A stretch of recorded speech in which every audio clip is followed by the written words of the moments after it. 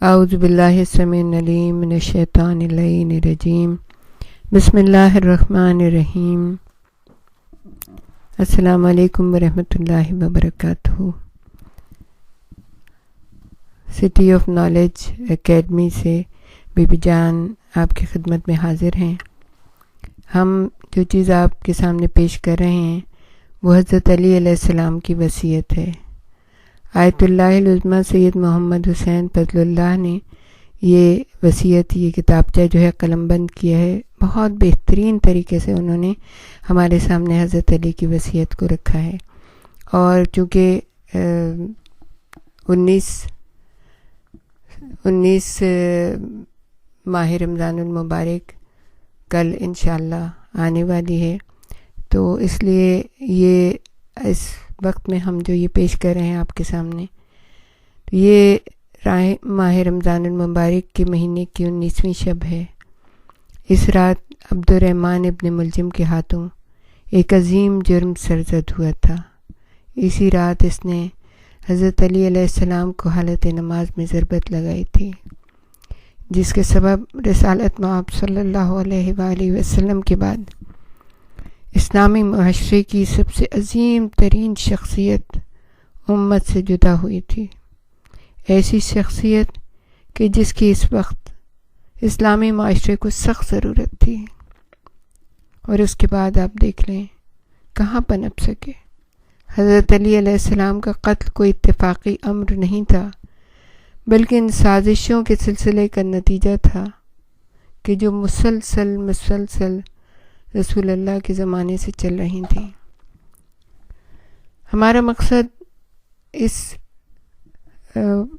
وصیت کو پیش کرنے کا یہ ہے تاکہ ہم اس کو سمجھیں، کیونکہ حضرت علی نے، آپ آگے چل کے دیکھیں گے کہ حضرت علی علیہ السلام نے بات ہم تک پہنچانے کی کوشش کی ہے، اور جو بھی خاص ان کے لیے ہے کہ جو ان کی محبت کا دم بھرتے ہیں، جو ان سے پیار کرتے ہیں، جو ان کے لیے اپنے جان دل کو نچھاور کرنے کے لیے تیار رہتے ہیں، یہ وصیت ان کے لیے تک پہنچانے کے لیے کہا گیا ہے۔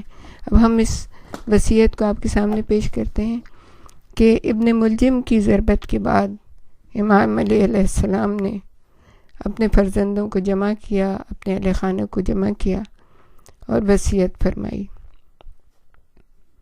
پہلی وصیت، بسم اللہ الرحمن الرحیم، اللہم صلی علی محمد وعلی محمد، اس کا پہلا جملہ یہ تھا: اوصیکما بتقوی اللہ، میں تم دونوں کو خدا سے ڈرنے کی وصیت کرتا ہوں،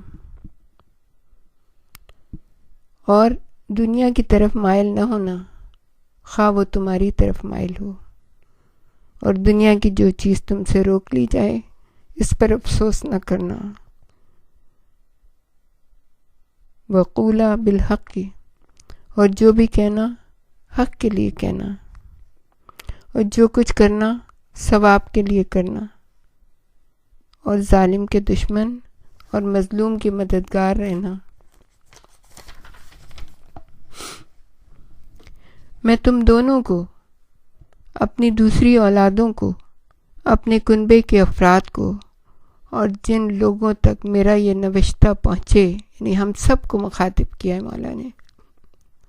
اللہ کا شکر اور احسان ہے کہ ہمیں بھی انہوں نے اپنوں میں سے شریک کیا ہے۔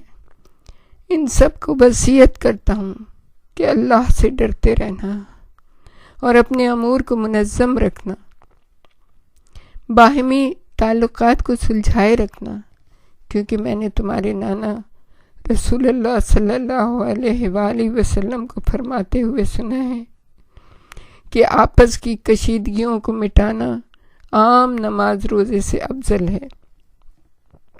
پھر امام فرماتے ہیں، دیکھو یتیموں کے بارے میں اللہ سے ڈرتے رہنا، ان پر فاقے کی نوبت نہ آئے اور تمہارے ہوتے ہوئے وہ برباد نہ ہو۔ مولا یتیموں کا کتنا خیال ہے، آپ کے یتیموں کے ساتھ کیا کچھ ہو گیا۔ دیکھو، امام فرماتے ہیں، دیکھو اپنے ہمسایوں کے بارے میں خدا سے ڈرتے رہنا، کیونکہ ان کے بارے میں تمہارے نبی نے برابر ہدایت کی ہے۔ آپ ان کے بارے میں اس قدر تاکید فرماتے تھے کہ ہمیں یہ گمان ہونے لگا کہ آپ انہیں بھی ورثہ دلائیں گے۔ پھر آپ فرماتے ہیں واللہ فی القرآن، اور قرآن کے بارے میں اللہ سے ڈرتے رہنا، کیونکہ کہیں ایسا نہ ہو کہ دوسرے اس پر عمل کرنے میں تم سے سبقت لے جائیں۔ اور عزیزان گرامی، آپ دیکھیں گے مختلف جگہوں پہ یہ سب کچھ ہو رہا ہے کہ لوگ قرآن کو پڑھتے ہیں، عمل کرتے ہیں، اپنا نام لگا کے اپنے آئین اور قانون بناتے ہیں، اور مسلمان کس قدر پیچھے۔ نماز کے بارے میں اللہ سے ڈرنا، کیونکہ وہ تمہارے دین کا ستون ہے، اور اپنے رب کے گھر کے بارے میں خدا سے ڈرتے رہنا، جیتے جی اسے خالی نہ چھوڑنا۔ اللہ، ہم نے نہیں خالی چھوڑا، کیونکہ اگر یہ خالی چھوڑ دیا گیا تو پھر مہلت نہ پاؤ گے، یعنی بریکٹ میں عذاب سے مہلت نہ پاؤ گے۔ اللہ ہمیں اس عذاب سے بچا لے۔ پروردگار عالم جلد از جلد خانہ کعبہ کو کھول دے۔ اپنے اموال، جان اور زبان سے راہ خدا میں جہاد کے سلسلے میں خدا سے ڈرتے رہنا۔ تم پر لازم ہے کہ ایک دوسرے سے میل ملاپ رکھنا، ایک دوسرے کی اعانت کرنا، خبردار ایک دوسرے سے قطع تعلق سے پرہیز کرنا۔ پھر امام فرماتے ہیں دیکھو، امر بالمعروف اور نہی عن المنکر کو ترک نہ کرنا، ورنہ بد کردار تم پر مسلط ہو جائیں گے، اور پھر اگر تم دعا مانگو گے تو وہ دعا قبول نہ ہوگی۔ عزیزان گرامی، یہی وجہ ہے کہ کتنی دعائیں مانگتے ہیں، لیکن چونکہ ہم نے امر بالمعروف اور نہی عن المنکر کو چھوڑ دیا ہے، اس لیے دعائیں مستجاب نہیں ہوتی ہیں۔ سب سے پہلے امر بالمعروف اور نہی عن المنکر اپنے آپ سے شروع کرنا ہے، خود اپنے آپ کو کرنا ہے، پھر جو آپ کے ساتھ آپ کا خاندان، آپ کے بچے، آپ کے پڑوسی، جہاں جہاں تک آپ کی آواز جائے وہاں پہ امر بالمعروف اور نہی عن المنکر کرنا ہے۔ اے ابو عبد المطلب کے بیٹو، یہ خاص وصیت ہے، ایسا نہ ہو کہ تم امیر المومنین قتل ہو گئے کہ نعرے لگاتے ہوئے مسلمانوں کے خون سے ہولی کھیلنے لگو۔ دیکھو، میرے بعد میں صرف میرا قاتل ہی قتل کیا جائے گا۔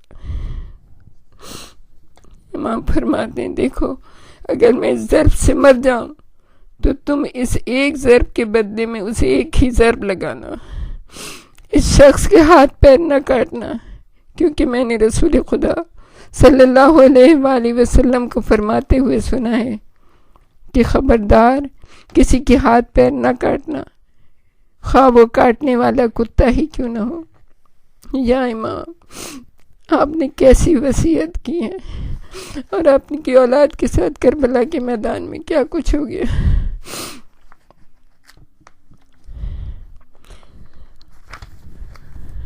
حضرت علی کی وصیت جو کہ آیت اللہ العظمیٰ سید محمد حسین فضل اللہ نے تحریر کی، وہ آگے چل کے کہتے ہیں کہ ذات علی کا مطالعہ ہم کیسے کریں۔ آج ہم اس دنیا میں زندگی بسر کر رہے ہیں اور حضرت علی بارگاہ عزتی میں پہنچ چکے ہیں۔ ہمیں یہ دیکھنا چاہیے کہ ہم حضرت علی کے ہر اس عمل سے کیسے استفادہ کر سکتے ہیں جس کو آپ نے اپنی زندگی میں انجام دیا، اور ان چیزوں سے کیسے مستفید ہو سکتے ہیں جو آپ کے کلمات اور مواعظ میں بیان ہوئی ہیں۔ مولا علی ایک ایسے انسان تھے جو اپنی امت کے درمیان زندگی گزارتے تھے۔ آپ صرف اپنے خاندان ہی میں محدود نہیں تھے، علی نے دنیا سے اپنی ذات کے لیے کچھ بھی نہیں لیا، بلکہ اپنا سب کچھ اسلام پر نچھاور کر دیا۔ آپ فرماتے تھے دیکھو، تمہارے امام کی حالت تو یہ ہے کہ اس نے دنیا کے ساز و سامان میں سے 2 پھٹی پرانی چادروں اور کھانے میں 2 روٹیوں پر قناعت کر لی ہے۔ میں جانتا ہوں کہ تمہارے بس کی بات نہیں ہے، لیکن تم اتنا تو کرو کہ پرہیزگاری، سعی و کوشش، پاک دامنی اور سلامت روی میں میرا ساتھ دو۔ ہم سب سے مولا کا یہ مطالبہ ہے کہ ہم پرہیزگاری میں اپنی سعی، کوشش اور پاک دامنی میں، پرہیزگاری میں اور سلامت روی میں امام کا ساتھ دیں۔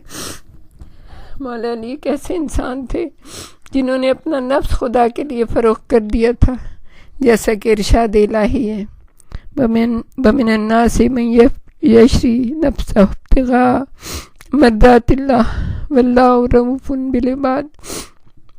اور لوگوں میں وہ بھی ہیں جو خدا کی رضا کے لیے اپنے نفس کو بیچ ڈالتے ہیں، اور اللہ اپنے بندوں پر بڑا مہربان ہے۔ اسباب نزول میں بیان ہوا ہے کہ یہ آیت حضرت علی کی شان میں اس وقت نازل ہوئی جب مولا شب ہجرت موت سے بے خوف ہو کر بستر رسول پر سوئے۔ اس طرح آپ کا مقصد صرف اور صرف رسول اور رسالت کی حفاظت کے علاوہ اور کچھ نہیں تھا۔ قرآن کو کتاب اور عمل میں پڑھنا چاہیے۔ یہ بیان کرنا بھی مناسب ہوتا ہے کہ جو لوگ اسلام کے لیے کام کر رہے ہیں، خواہ وہ فکری میدان میں کام کر رہے ہوں یا اسلام کی تبلیغ میں مشغول ہوں، یا اسلام اور معاشرے کے لیے کوشاں ہوں، یا سیاسی میدان میں جد و جہد کر رہے ہوں، یا کسی دوسرے میدان میں سرگرم میں عمل ہوں، ان کے لیے ضروری ہے کہ جس طرح وہ قرآن کو کتابی صورت میں پڑھتے ہیں، اس طرح انہیں چاہیے کہ قرآن کو معاشرے کے بیچوں بیچ متحرک ان شخصیات کے کردار اور عمل میں بھی پڑھیں جن کی خدا نے قرآن کے مطابق تربیت کی ہے۔ ان میں سب سے پہلے ہمارے ہادی، نبی اور امام رسول خدا ہیں۔ آپ ہی نے ایک استاد کی حیثیت سے قرآن کے مطابق مولا علی کی تربیت کی ہے اور انہیں اپنے بعد دوسری قرآنی شخصیت بنا دیا ہے۔ آپ فکری، جذباتی، کرداری، الغرض ہر اعتبار سے ہر حال میں مکمل حق تھے۔ آپ کے بارے میں رسول خدا فرماتے ہیں، علی حق کے ساتھ ہے اور حق علی کے ساتھ ہے۔ حق علی کے ساتھ رہتا ہے، وہ جہاں بھی ہوں۔ ہمیں علی کی مانند کوئی اور شخصیت نظر نہیں آتی جو اس نوعیت کے کردار کی حامل ہو اور رسول کے بعد حق کا مرقع ہو۔ ہم پر لازم ہے کہ مولا علی کے ساتھ اس وسیع افق پر زندگی گزاریں جس پر آپ نے اپنی پوری حیات بسر کی ہے، اور ایمان پر ثابت قدم رہے۔ آپ فرماتے ہیں، اگر میرے سامنے سے پردے ہٹا بھی دیے جائیں تب بھی میرے یقین میں اضافہ نہیں ہوگا۔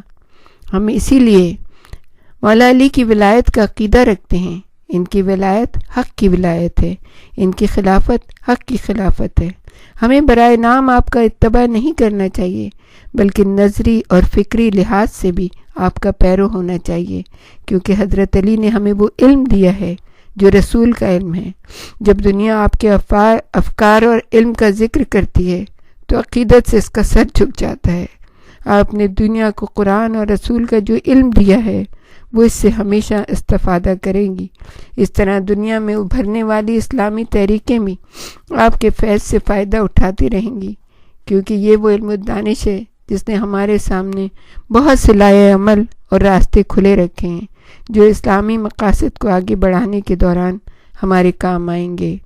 ہماری دعا ہے کہ پروردگار عالم ہمیں ہمارے مولا کے راہ پر چلنے کی توفیق عطا فرمائے۔ جو انہوں نے ہم سے مطالبہ کیا ہے اور جو ہمیں وصیت کی ہے، اس وصیت کو ہم احسن طریقے سے پورا کریں اور امام کی نگاہ میں سرخرو ہوں۔ وآخر دعوانا ان الحمد للہ رب العالمین۔ ہم آپ سب کو اور اپنے زمانے کے امام کو، امام علی علیہ السلام کی اپنے مولا کی شہادت میں تسلیت پیش کرتے ہیں۔ ربنا تقبل منا انک انت السمیع العلیم وتب علینا انک انت التواب الرحیم۔ ہمارے ساتھ ہی رہیے گا، ہم امام علی کی وصیت میں سے چیدہ چیدہ چیزیں آپ کو ضرور بتائیں گے۔